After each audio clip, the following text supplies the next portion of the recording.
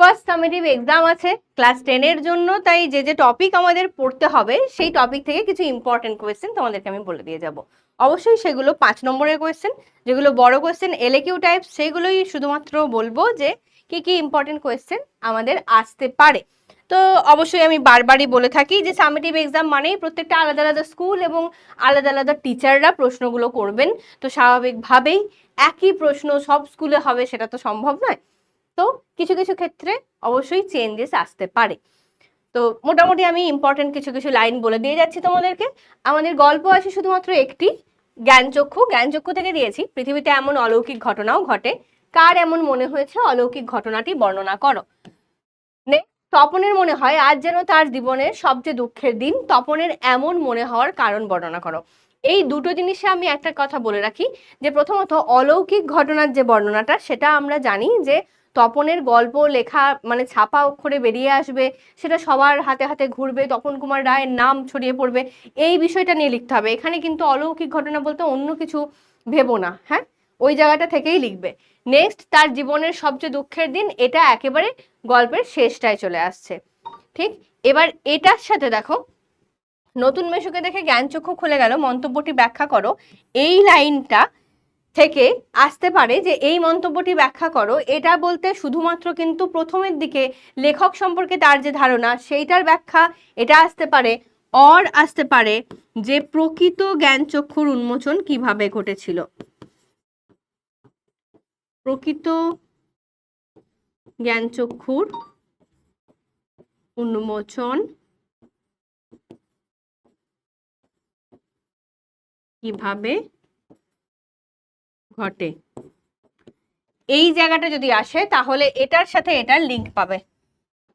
ঠিক আছে, 2 নম্বর আর 4-এতে অর দিয়ে যেটা লিখলাম লাইন এটাই আসবে। শুধু মন্তব্য ব্যাখ্যা করো বললে লেখক মেশো সম্বন্ধে লিখতে হবে, আর যদি বলা হয় প্রকৃত জ্ঞানচক্ষুর উন্মোচন তাহলে যেটা আমি তোমাদেরকে ম্যারাথনে করিয়ে দিয়েছি ওই হিসেবে লিখতে হবে যে আসলে তার দুঃখের দিন কেন এলো। বেশ, আর 3 নম্বরে যেটা আছে সেটা হচ্ছে তপন আর পড়তে পারে না, বোবার মতো বসে থাকে। তপন কি পড়তে পারে না এবং কেন। এখানে অবশ্যই একই প্রসঙ্গ যে তপনের লেখাটা মেসোমশাই পরিবর্তন করে দিয়েছেন, কিন্তু এখানে মেসোমশাইয়ের যে মানে কৃতিত্ব, তার যে কথা সেগুলো আসবে, তার সাথে সাথে তপন যে হঠাৎ করে হতবাক হয়ে গেছে সেই লেখাটি দেখে সেই জায়গাটা লিখতে হবে। নেক্সট, কবিতা আছে 3টি আমাদের, অসুখী একজন থেকে দিয়েছি 5টি প্রশ্ন। তারপর যুদ্ধ এলো, কোন ঘটনার পর যুদ্ধ এলো, যুদ্ধের ফলশ্রুতি কি হয়েছিল, যেখানে ছিল শহর সেখানে ছড়িয়ে রইল কাঠকয়লা, পরিস্থিতির বর্ণনা করো, অর্থাৎ যুদ্ধের যে পরিস্থিতি। নেক্সট, সেই মেয়েটির মৃত্যু হলো না, মেয়েটির পরিচয় দাও, মেয়েটি কোন পরিস্থিতির মধ্যেও বেঁচে থাকলো, এটাও করিয়ে দিয়েছিলাম তোমাদেরকে। সব চূর্ণ হয়ে গেল, জ্বলে গেল আগুনে, মন্তব্যটি পরিস্ফুট করো, অর্থাৎ এখানে কবির ওই মিষ্টি বাড়ি, ঝুলন্ত হচ্ছে বিছানা ইত্যাদি ওই জায়গাটা আসবে। আর নেক্সট যেটা আসছে সেটা হচ্ছে অসুখী একজন কবিতায় কাকে অসুখী বলা হয়েছে এবং কেন। ঠিক আছে, তাহলে এখান থেকে 5টা চলে যাচ্ছে।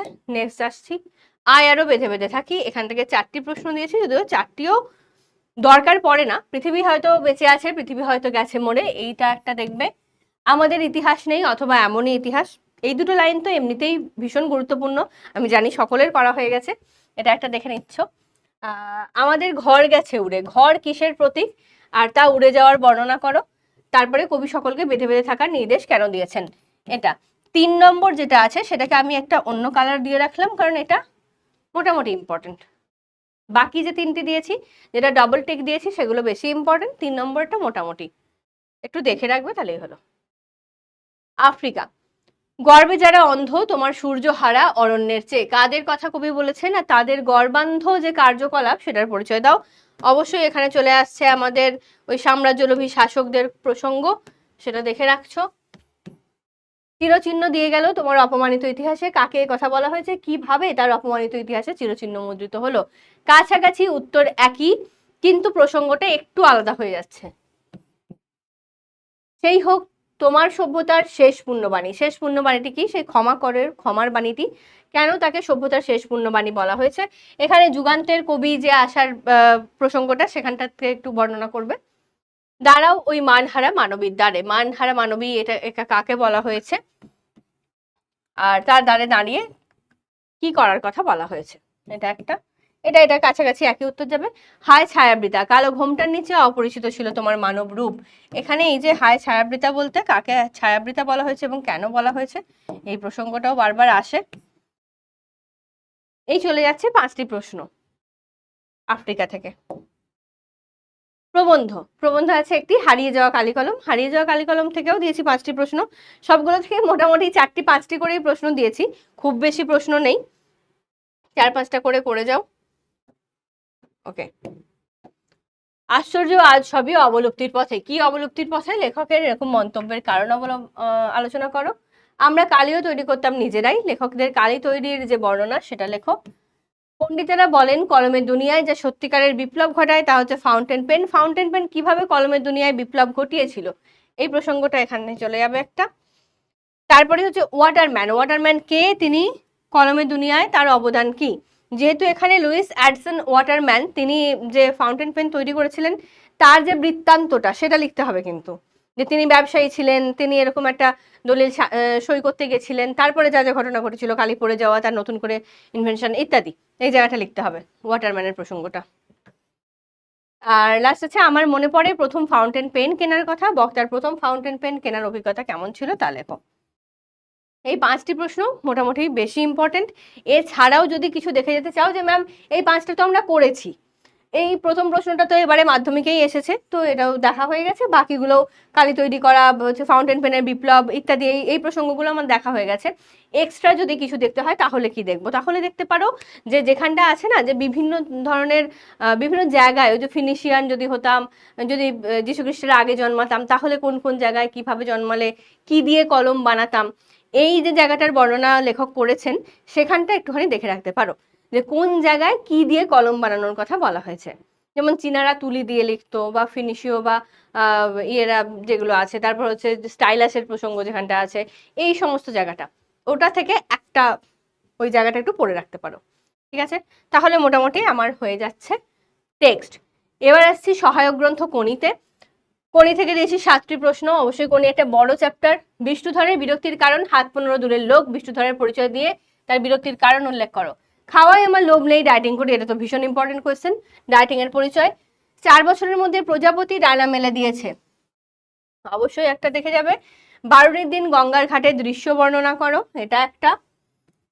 ম্যাসাজ হচ্ছে না সঙ্গীত চর্চা, বক্তাকে তার এইরূপ বক্তব্যের কারণ কি, সঙ্গীত চর্চার প্রসঙ্গটাও দেখে যাবে। এগুলো আমি বেশিরভাগগুলোই কিন্তু করিয়ে দিয়েছি তোমাদেরকে ম্যারাথনে। যারা যারা ম্যারাথন দেখোনি এক্ষুনি গিয়ে সমস্ত উত্তরগুলো দেখে নাও, একটা দুটো হয়তো এদিক ওদিক আছে, বাকি সব কিন্তু করানো আছে। 6 হচ্ছে প্রথম দিকে লীলাবতী বিদ্রোহী হয়ে উঠেছিল, লীলাবতী কে, তার বিদ্রোহের কারণ কি, কেন বিদ্রোহী হয়ে উঠেছিল। আর গলার স্বরটা আর্তনাদের মতো শোনাচ্ছে, কার গলার স্বর, সেটি আর্তনাদের মতো কেন শোনাচ্ছিল। 7টি প্রশ্ন দিয়েছি, ভীষণ ভীষণ ভীষণ ইম্পর্টেন্ট, 7টাই খুব ইম্পর্টেন্ট প্রশ্ন। যেহেতু আমাদের অর থাকে কোনি থেকে, মানে দুটো প্রশ্ন থাকবে, তখন একটা লিখতে হবে তোমাদেরকে, মানে এই সামেটিভের জন্য বলছি, তাহলে অর থাকলেও এগুলো থেকে একটা আসবেই, দেখবে 90% স্কুলেতে অন্তত এগুলো থেকে একটা আসবেই। আর এটার অরেতে হয়তো একটা সাধারণ কোনো প্রশ্ন দেওয়া যেতে পারে। ঠিক আছে, তো এগুলোই ভালো করে করে যাও, যেগুলো যেগুলো আমি বললাম। আশা করছি তোমাদের পরীক্ষা খুব ভালো হবে এবং এখান থেকেই মোস্ট অফ দ্য কোয়েশ্চেন্স পেয়ে যাবে। তো thank you so much everyone, tata, bye bye and all the best.